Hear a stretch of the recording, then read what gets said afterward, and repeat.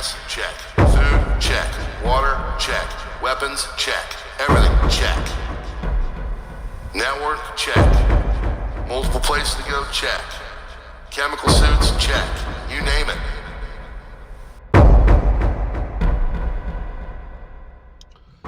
All right, folks, welcome back to the Global Intel channel. I'm going to talk today about some of the developments that are going on in Syria. Of course, now coming up on 2 weeks that we have had Bashar al-Assad out, and there is a big void in the area. There was a bit of a ceasefire going on between Turkish-backed troops and the Kurds that were backed by America up in the northern part of the country. But now it seems as if that is not going to hold, and basically it looks like the Turkish are starting to make some moves. Now, of course, everybody's been real unhappy with what Israel has done in the western portion of the country by going into Mount Hermon and Golan Heights and then moving on beyond the recognized borders, and of course under the guise that they're there for security reasons for their own country. But really, when you look at it, seems they're just setting up shop for at least some kind of a command outpost, but also potentially taking over that and annexing it for a portion of Israel. They've also gotten and taken over this region, this river that now Israel controls, and strategically that's important. I forgot what it's called. I want to say Hakum, but I might be wrong.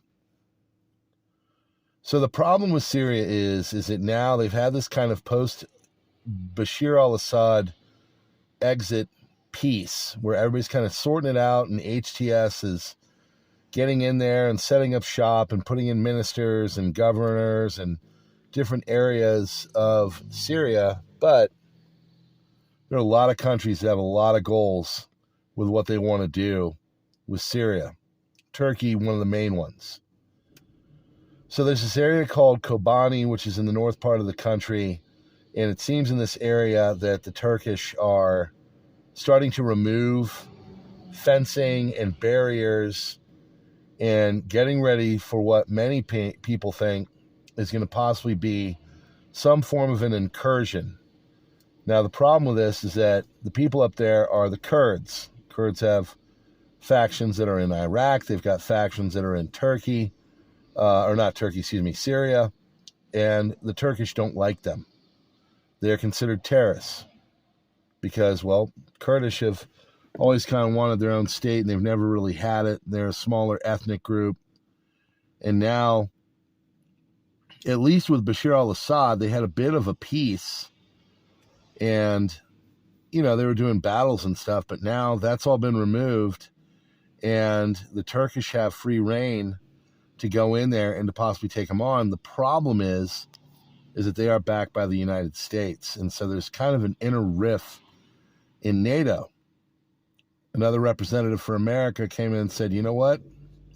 We might want to start to consider what it would look like if our backed forces took on their backed forces, and these proxies went after each other in this region. So Kurds serve a purpose for the Americans, and they also do terror type of activities if you were to ask the Turkish. So the grand scheme of things, and why this is all important, is that this is setting up for a bit of a power play by the multiple groups there. And the problem is that Turkey is kind of against America and their desires. And so what that looks like for two NATO countries that have opposing opinions on what should happen, that could set us up for a possible rift in the future, whatever that may look like. So all of this is starting to play out.